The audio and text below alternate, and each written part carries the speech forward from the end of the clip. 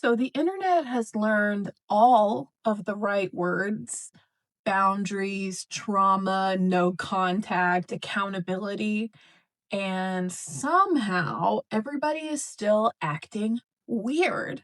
Recently, a mom influencer was accused of turning child privacy into a brand pivot. A creator apologized for a Theo Vaughn collaboration she didn't apparently fully understand. And the rest of us are still calling every annoying ex we've ever had a narcissist. So, yeah, let's spiral. I'm Andriana, and welcome to the Culture Spiral, where I share hot topics. But unfortunately, I also did bring a thesis. Instead of one big deep dive like I normally do, I wanted to take a moment to look at a few smaller stories that are still totally worth overthinking.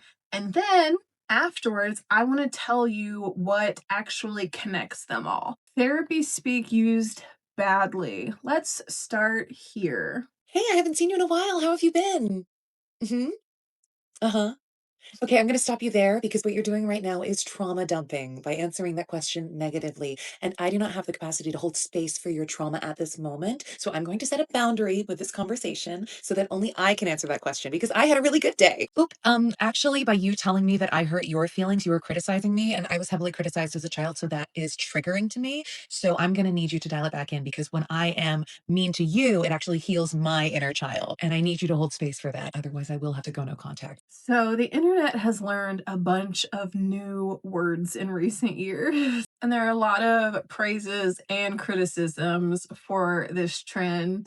I have followed Dr. Kirkhonda here on YouTube for years now. He's the psychology in Seattle guy. He reacts to like the relationships on different reality dating shows. But one thing I remember him saying back when gaslighting started becoming a common term was that clinically the word has a very specific meaning, but culturally language does drift. So I've always had that in the back of my mind as therapy speak has become more common. And personally, I think that reducing the stigma around mental health is critical. And I think language is so important. So I think giving people language for what's happening to them, I think that's part of the healing culturally. But yeah, we do seem to have swung in an interesting direction.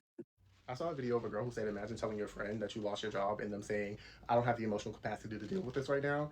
More of the story, she's talking about therapeutic language and how that's just like not really compatible to in real life relationships. I have thoughts as a therapist. This is my opinion. Short answer, I hate that shit too. That is the short answer right there, but I'm gonna explain why. I know that this word is a trigger for a lot of you, but it is manipulative when you are using this language to avoid actually having to be in community with other people if the goal is to have community. Quick story. A couple weekends ago, me and my family ducked into a Build-A-Bear because we are Pokemon fans, and Build-A-Bear has brought back their evolutions. We were picking out which EV evolution we were going to come back and get the next day. Came back the next day, the whole Pokemon display had been moved, like fully moved to a totally different section of the store, totally different style of display, far more visible. Somehow I still missed it. I don't know. Well, I missed it because I went to where it had been the day before. My family, all three of them, with their full chest, said, no, they're over here. They were always over here. I said, no, they were over here yesterday. And they said, no, they weren't. And for a second, we had a little brain wiggle where I'm like, did I make this up? Am I confused? And then a helpful Build-A-Bear employee had overheard the whole thing and just casually went, oh, yeah, we moved a bunch of stuff. Vindication. Now, somebody could totally call what happened gaslighting. And in the casual internety way of using the word, sure, my family confidently rewrote my memory of a stuffed animal display. That did happen. So linguistically, I get the reach, but this matters.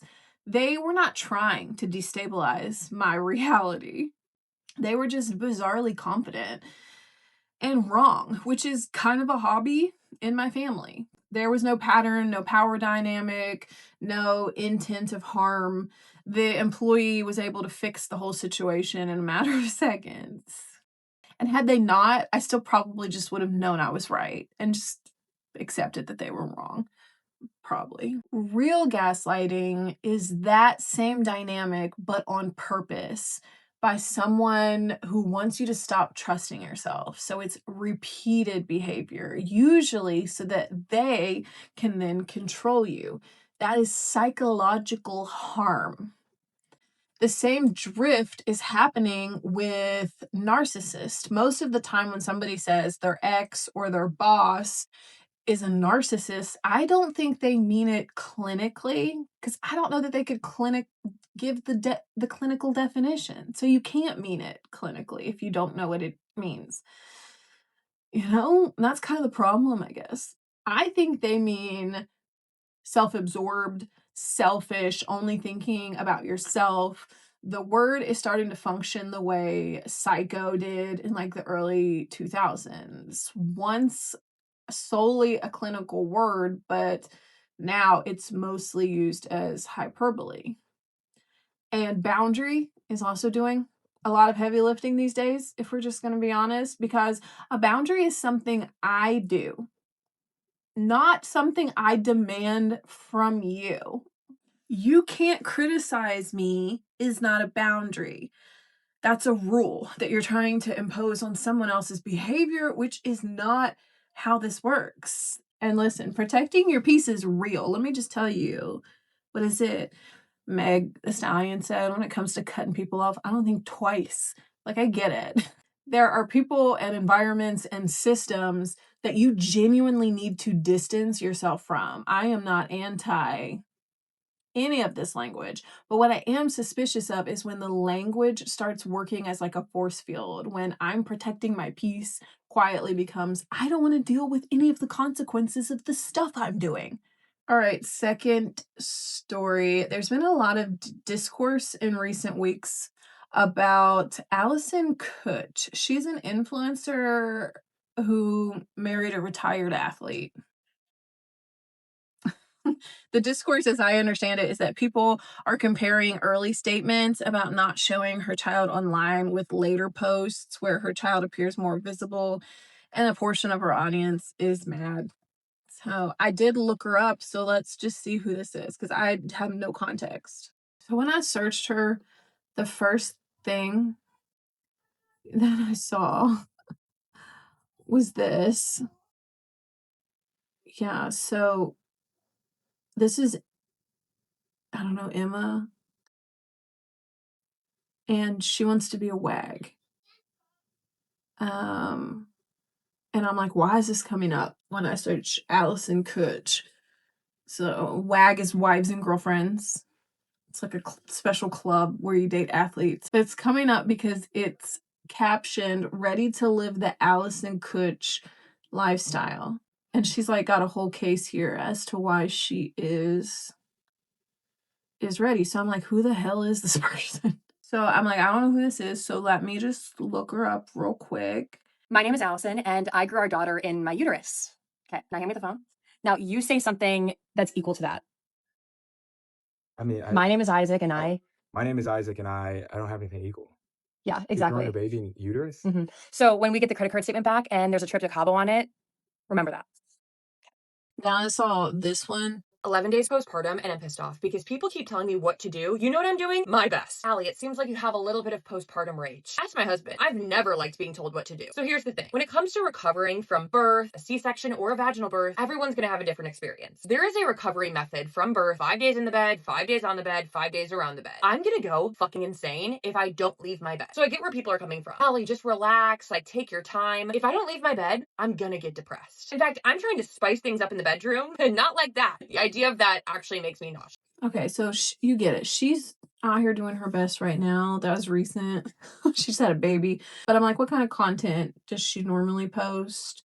So, yeah, it's just giving wealthy wag. It's giving wealthy wag. So, anyways, we'll just step away from her because what I find more interesting is the conversation as a whole. Because, yeah, parents change their minds. That's allowed. Choices about your own children are nobody's business but yours. And I'm really not interested at the moment in dragging one specific mom for adjusting her approach, especially this one. I didn't see anything that I thought was worth talking about other than the concept as a whole.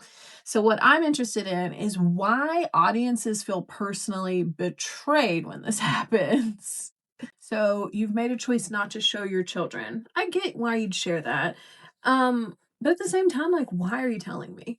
Like, why are influencers so quick to tell us what they're doing? It's so parasocial in that you don't need my validation or my approval in this. Why are we even in this conversation? Inside of a content economy, that economy has trained content creators to treat any conflict, any decision, all of these things as potential content. So every parenting decision becomes like this public moral identity that they can assert about themselves. I think there's a clean line between casually posting about your family and structuring your business around your kids, because now it's a labor problem. And I'm pretty extreme. Like, I'll be honest about how extreme my position is. I don't think kids should have jobs.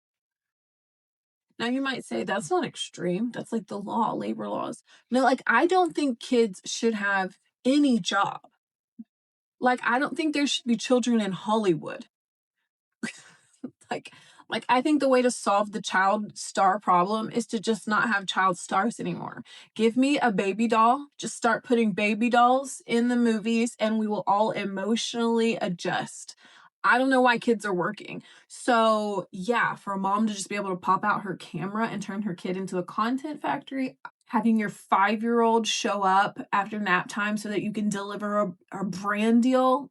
Oh my god, these babies. People also assume that the only ethical concern is showing your child's face. As long as the kid is hidden behind an emoji or blurred, we're fine. Except, no. Name reveals, pregnancy content, birth stories, nursery tours, postpartum struggles, milestone posts, all of these things have value, and there are very valuable, tactful ways to do it. But not everyone's doing it that way. A child can be visibly hidden in your content, sure, but it's still functioning as content infrastructure. Because, just your friendly reminder, kids can't consent. They can't understand scale and performance and audience size or what their digital footprint will actually mean when they're 16. The parent gets the brand, the engagement, the income, and the relatability, but your kid just gets this weird, permanent, searchable record of childhood that somebody else turned into their job. It's kind of wild. So when somebody asks me what I think about influencer parents, my real answer is just that I hope the conversation keeps getting louder. And I hope that the laws keep catching up. And I hope that people keep paying attention to these kids, because the parents, at least some of them, seem to be too busy paying attention to analytics. A quick pause before the third story. If any of this is hitting because your brain has also been running on hot for just too long, and if your cognitive load, let's use some therapy speak, if your cognitive load is just heavy right now, then I made something for that. It's called the Spark Diagnostic. It's free, it's quick, and it'll help you see what's actually draining you instead of just blaming yourself for being stretched thin. The link is in the description. Okay, last story. So the third one's about creator apology fatigue. Creator apology fatigue. And a couple different creators popped up. So the first one's Natasha. So Natasha, in mid-April, made this post. Hi guys, I am going to be in New York City on 420, and I was just wondering if you aren't busy, if you want to hang out with me and go see a movie. I'm going to be hosting a screening of Busboys, which is Theo Vaughn and David Spade's new movie. And yeah, I'm gonna leave the info down below, and I hope that you come to my party. Okay, see you soon. Bye.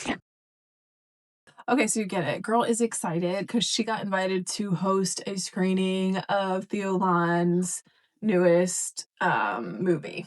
Super exciting for her, right? Like, what an exciting thing.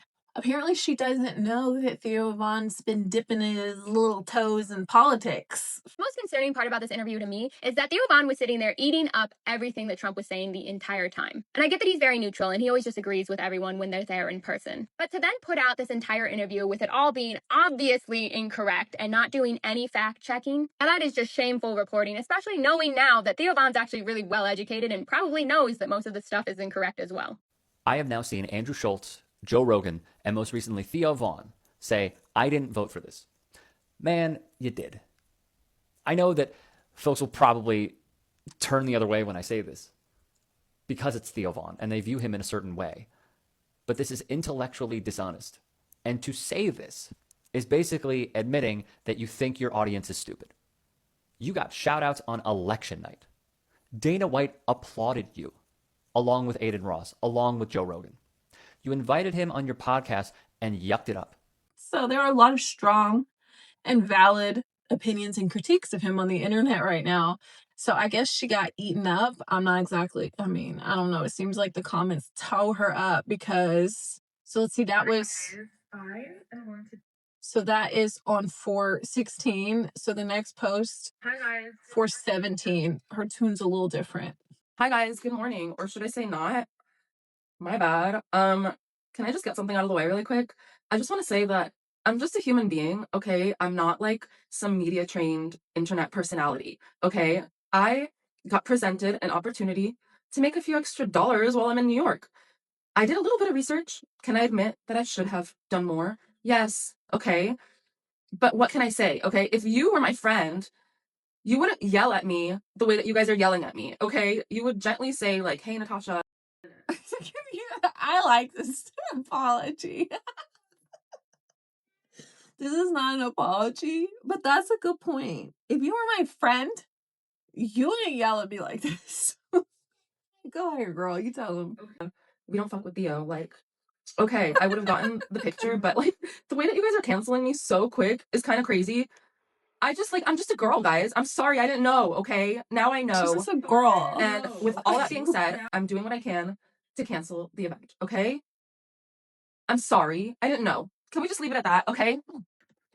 Okay, so that's the first apology that I saw being referenced when referring to the apology fatigue, creator apology fatigue people are feeling. Now, Theo Von in my brain is a moderate. You know, I don't care for moderates. I think some of us progressives need to calm down a little bit. I think y'all came for this girl a little too hard. Shout out to Natasha. I hope New York was fun. I hope everything went great for you, girl. So I find this interesting because it's not so much about any one of these creators, but the fact that the creator apology itself has become a genre. It's like a genre. There's a formula, a pattern, an arc to it now. We all know the cycle is, I guess, what I'm saying. Something happens, a creator goes quiet for a beat, these vague Instagram stories might start to appear, and then the apology video drops. You know, it's the sit down with the soft lighting and the hair carefully unstyled. You see the apology, and then there's the rebrand after, and that's the cycle. And honestly, that's just humans being human. Is that not the pattern? You mess up and you apologize and you just keep doing that until hopefully it sticks and you become better. Another major problem with a lot of these apologies is that they're not actually even good apologies. People don't know how to apologize anymore, and it's crazy.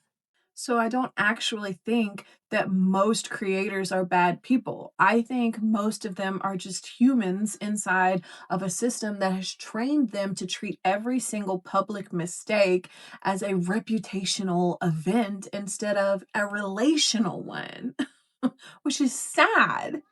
And that's why so many of these apologies feel like they're missing something. They are full of language and short of actual accountability. A real apology, at minimum, names what actually happened, who was harmed, and how. It admits how it was harmful. And so many of these creators, they don't even, one, your apology better be as loud as your mistake. I don't need to go looking on your vlog channel, your second throwaway Finsta account to try to find your Instagram story notes app apology. If you're really sorry, I'll hear about it. I'm not going looking for it. That's crazy. So that's one. It needs to be as loud as you were when you made the mistake. If you're sorry, and then I need the details.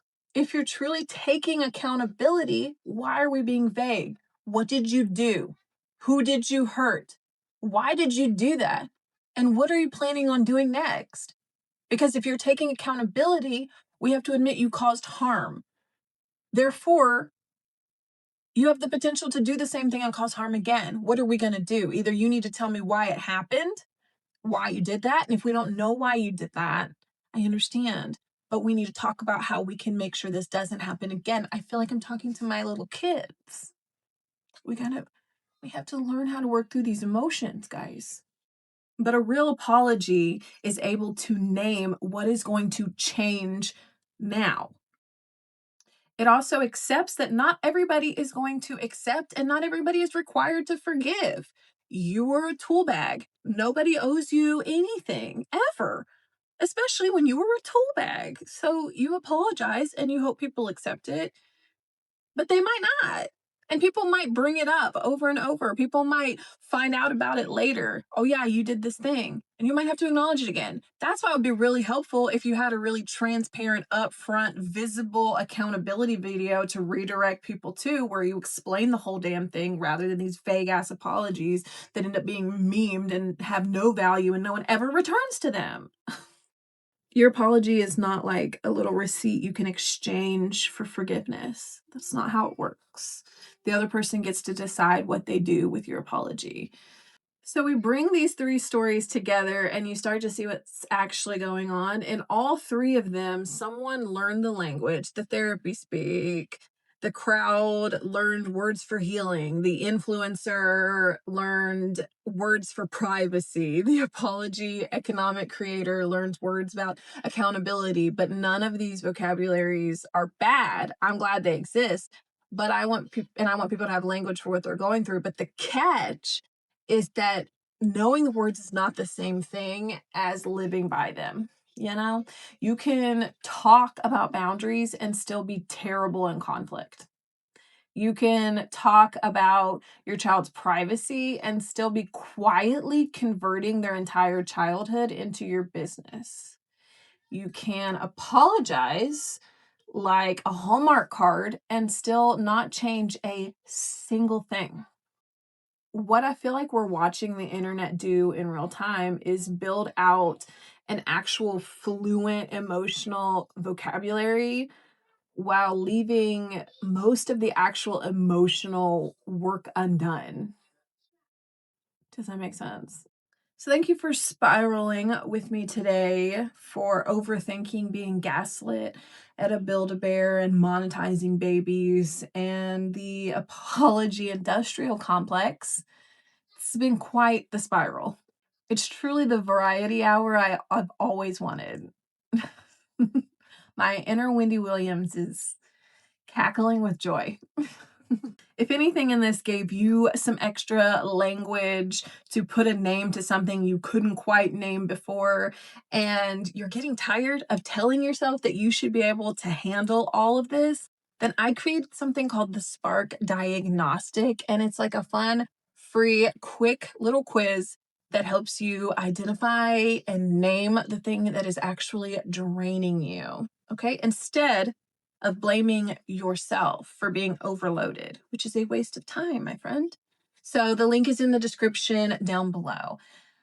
Of course, if you had a good time, please like, share, subscribe. This is a brand new channel, and any interaction at all is a huge, huge help. So thank you for helping a mother out. Now go protect your peace and have a nap.